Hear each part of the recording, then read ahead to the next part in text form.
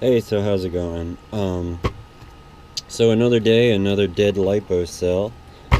Um, Actually, I've been kind of collecting these, just as I've been charging them. I've noticed either the performance is low or the cell is bad. If you have a lipo that the performance is low, it may be old, or it may just have one cell that is out of whack, or it may have more than one cell, but hopefully it only has one. Usually it's one. Um, what I do is I take any of these. This is a capacity controller, but you could use the little ones too. But this will just show us what's going on. So I'm gonna So an easy way to diagnose these is just to plug them into one of these checkers, or some of the chargers do it too.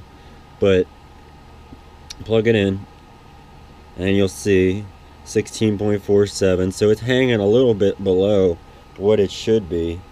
And then we'll just cycle through the cells. This one's nice because you can just push the button. All right. So 4.13. 4.14, 4.11, 4.13. So I know this pack is bad, and I know I literally just took it off the charger. So that tells me that, so these are all about the same, and this one is lower. That tells me that that cell is bad. Now sometimes it's going to be a lot more obvious. That's a little close to the end there. That's a little close to being like a normal cell voltage. But if you put in the you're shooting for 4.2. And if they're way below that, then this one was, I think, just on the charger, or no. Okay, so this one's pretty much dead, and we're going to cycle through and see what we got. 3.7. Oh, yeah, that's the bad cell. 3.7, 3.7. So at least they're at a storage voltage. See, they're all about the same, 3.7. And that one, cell number 2, cell number 2 is bad. So what you're going to do is very carefully. Now, these are fire hazard. I always have to say that. I used to think it was stupid that people were like, oh yeah, lipos are a fire hazard, and I was like, that's bullshit. That's never happened to me. And then it happened to me once when I was charging it, or actually wasn't charging it. The thing that kills these, I think, is if you leave them on a charger that has been on longer than it should be. Like, so if you let this thing charge and then leave it on a charger, so it charges up, and the charger's just kind of like idling. When that charger's idling, it sometimes has like power fluctuations, and I think that's what happens is it will sometimes overjuice these things, and then they'll just start to puff up like crazy. But this is just from I guess use. Hopefully I have a cell. Like before you go cutting these up, you want to make sure you know what you're gonna do.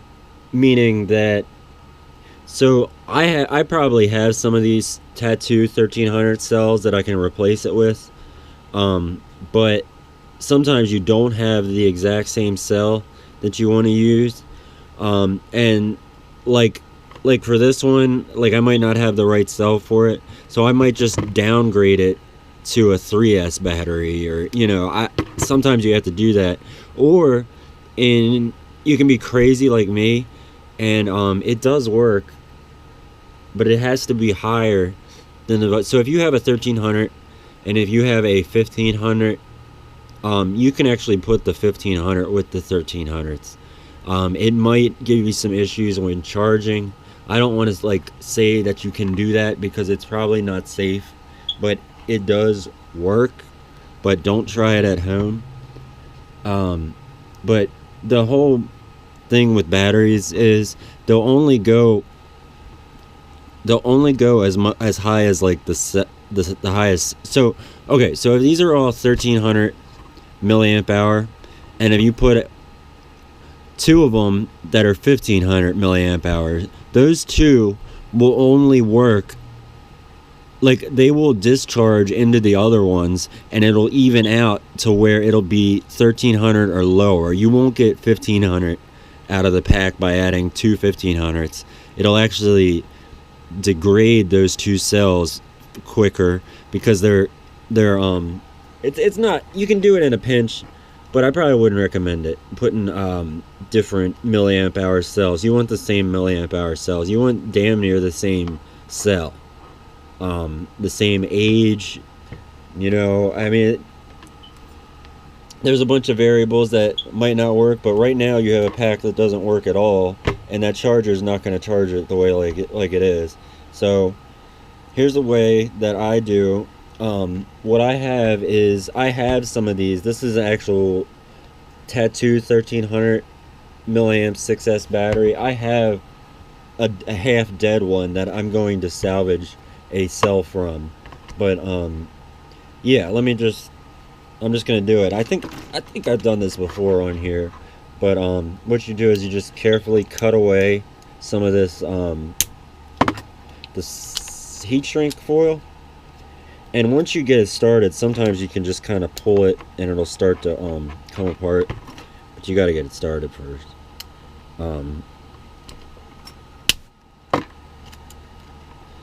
So it's not, this is the heavy duty stuff. It is not going, there, it's coming off. And this has already been fixed before, it looks like, because I got the duct tape, the yellow duct tape on there, which is my getaway of doing the right tape that is like this, has this string in it, and that string has actually saved my ass. A prop almost cut into it, and the string stopped the prop from cutting into it. So it's multi-purpose. I think it's actually made so the cells don't expand too much, but yeah, it's multi-purpose. So, and you know, this cell is all, it's not puffed. You want to make sure your cell is not, I mean your battery is not puffed up. If it's puffed up, it's probably not worth saving. But this one's still a pretty new, hard, flat, not puffed up battery. So I'm just very carefully taking off the wrapper here, and yeah, it can be a mess sometimes. You don't want to, and you don't want to tug on it either like I'm doing. But you can just take this off, and you want to get down to the bare cells. And I guess I built the shit out of this one, because it has a hell of a lot of tape on it. Oh, sorry, I hit the camera. But I'm just tearing it down. This is the part where a normal YouTuber would speed up the video, but I'm not that advanced. So I am just pulling it, ripping, tearing. Can get my dull ass knife in on this, and the only reason I'm doing this is because it has a metal plate. Shoot, hell, I'm not gonna even get the damn tape off. I really did a number on there. Alright, there, it's starting to come out. And sometimes when you pull these apart, they'll actually just like expand because the tape is holding all the puff in. Like I said, it's a dual purpose. I'm tearing this off.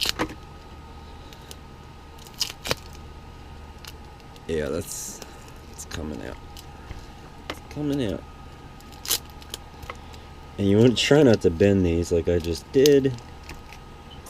The metal plates. And scissors are kind of nice, because when you're doing with a knife, you might cut these packs. You want to be really careful with these Lipo packs, because they're basically just like a bag.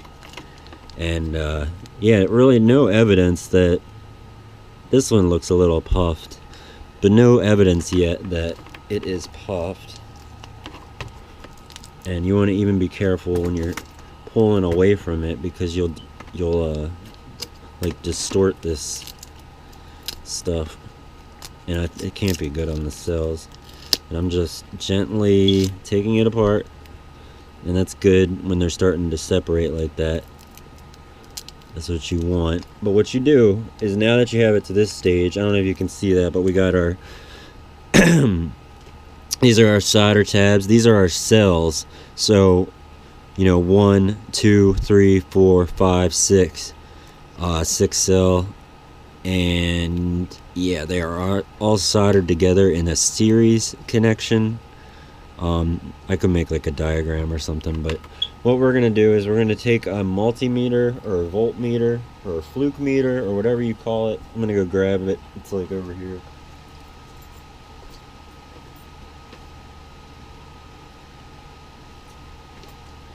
But I got my handy dandy fluke 8025B, 8025B. I don't know. It's a good one. Rated for mining and all kind of crazy shit. Alright, so we're just gonna double check. Didn't see we got the right cell. I probably can't get it all in frame. Yeah, maybe. So there's the first cell, and that's pretty much what our thing told us. 3.73. There's the dead cell, I'm assuming. And sometimes it comes apart from the thing, so it might not actually be dead, but this one looks like it's actually dead. So then we're just going right down the line to double check. 3.75, 3.75, 3.75, 3.75. So this is the dead one. And what I like to do, not that one, this one, the second one to the end is completely dead. You see that? It's 0.09, and that will never come back to life, unfortunately. And what I like to do is just on the side of the cell, I'll just mark that so I don't go trying to reuse it.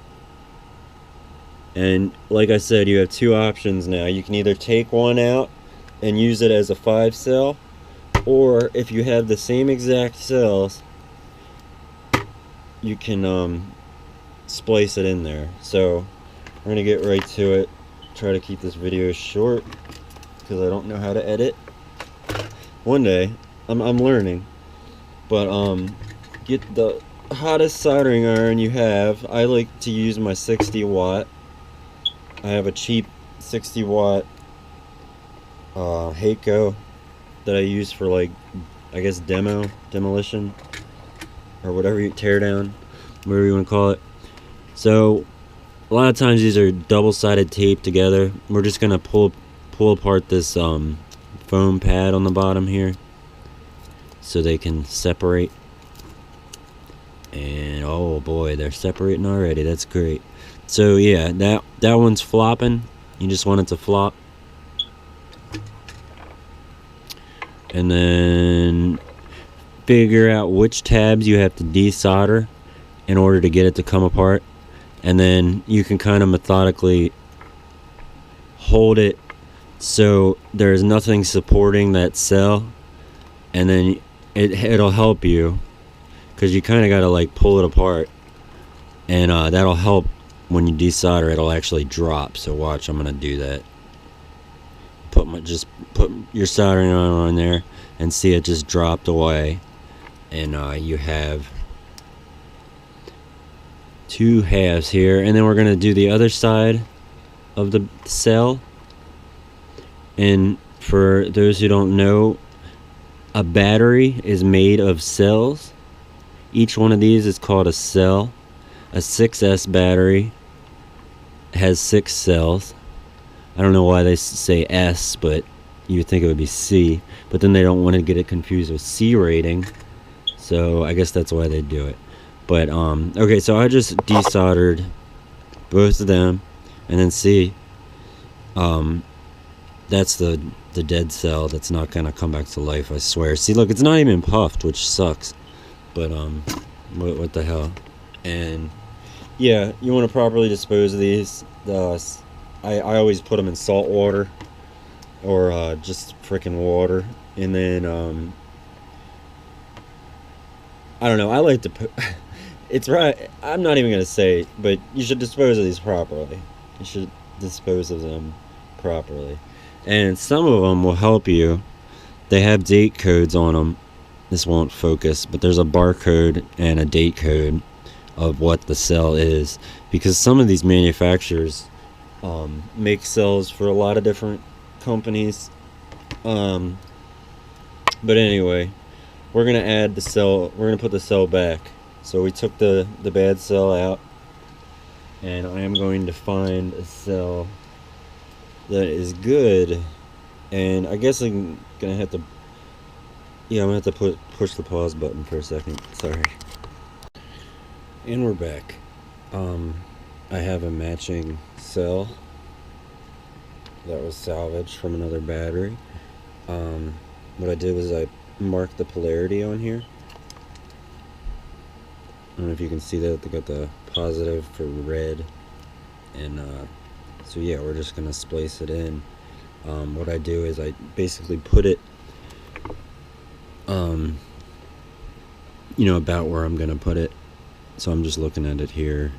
So that's negative. So we're gonna want it. I believe we're gonna want it like this. So negative to positive because it's series. And then I'm just gonna pull some of this stuff apart so I can get to everything.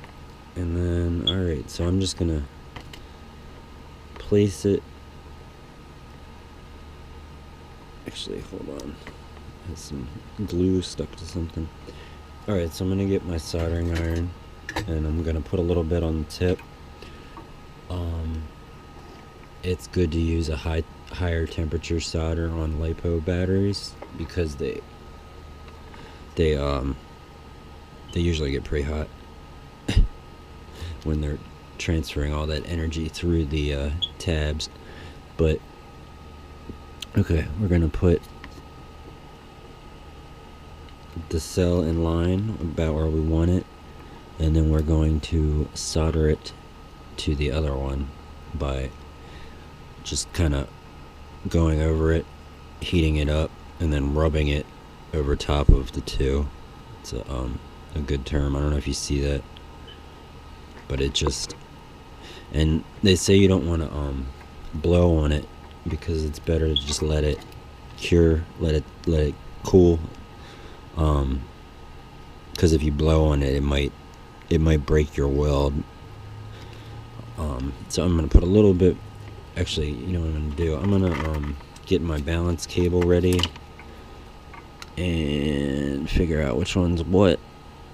And I believe, okay, so I figured out which one's what, and I'm gonna put a little flux on the wire.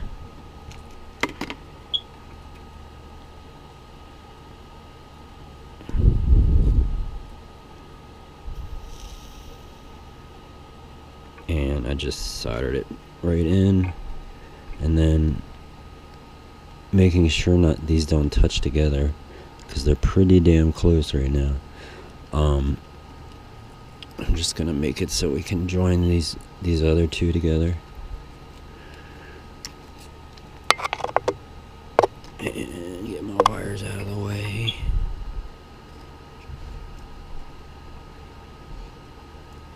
And okay, so that's kind of tacked. I'm gonna get a little more solder in there.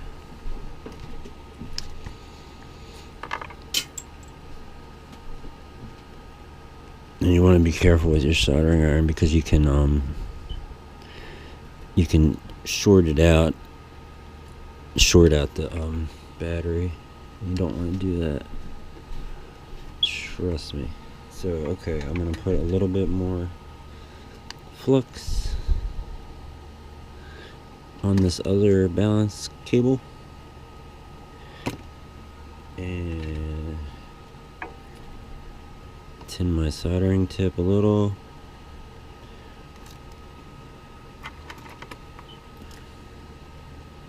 Oh, well, this little fucking solder.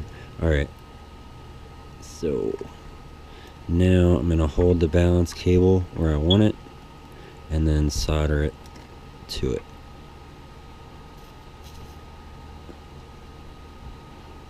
make sure you get a good bead on there, because if you don't, it will just break free when you're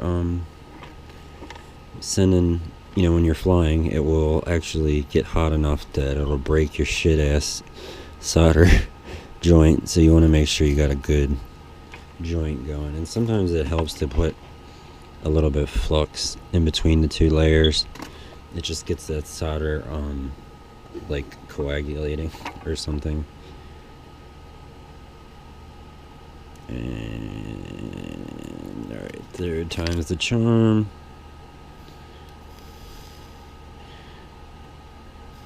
I'm just trying to make sure I got a good bead between the two. And alright.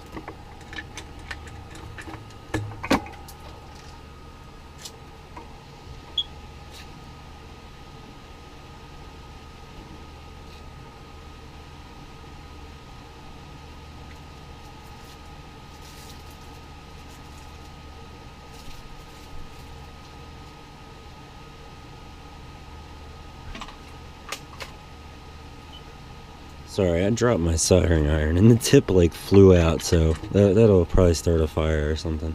But alright. So now that we have all this wired up, what you want to do before you put it all back together, make sure you did it right. So then take your checker and put it on there and say a little prayer. Alright, 22.4, 3.73, 3.66. That's the new cell. It's actually a little bit lower than I want it to be, but I think it's going to be close enough.